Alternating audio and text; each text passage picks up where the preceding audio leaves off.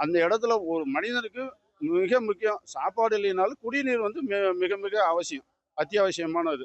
அப்படிங்கும்போது அந்த இடத்துல குடிநீரே இல்லையே. வெறும் ரோட்ல எவ்வளோ நேரம் வந்து அங்கிட்டும் இங்கிட்டும் வந்து 2வது போய் வந்து ஒரு கடையிலயோ வாங்கி குடிக்கலாம். இல்ல ஒரு வீட்ல போய் வாங்கி கொள்வாங்க.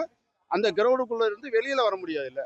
இவ்வளோ இத்தனாயிரம் பேர் வந்து எல்லாமே அந்த இடத்துல கூடியிருக்கும் பொழுது, ஒரு குடிநீர் வந்து நமக்கு வந்து தண்ணி தவிக்குது போய் குடிக்கலாம் அப்படிங்கும்போது, அந்த இடத்துக்கு வந்து போக முடியாது. வெளியிலயும் வர முடியாது. உள்ள இருக்கவங்க வெளிய வர முடியாது. வெளிய இருக்கவங்க அந்த இடத்துக்கு உள்ள வர முடியாதுல்ல. அப்படிங்கும் பொழுது, இந்த மாரி வந்து சூழ்நிலைலாம் ஏற்படும். அப்படிங்கும்போது மயக்கம் ஏற்படும். காலையில இருந்து 8 மணிக்கு வந்து நைட்டு வந்து சாப்பாடு இல்ல, தண்ணி இல்ல. அடிக்கிற வெயில்ல வந்து அவங்கனால வந்து சமாளிக்க முடியாது. இன்னைக்கு சூழ்நிலையில வந்து மனிதனுடைய இதில வந்து எல்லாமே இருக்குது. சுகர் இருக்கு, பிபி இருக்கு. இத்தன சூழ்நிலையை தாண்டி வந்து போய் பார்த்துட்டு வந்துடலான்னு போவாங்க. இவ்வளோ நேரம் காலம் கடத்துவது, காலம் கடந்த நாள் மட்டும் தான் இந்த இவ்வளவு உயிரிழப்புக்கு காரணம்னு எனக்கு வந்து தோணுது.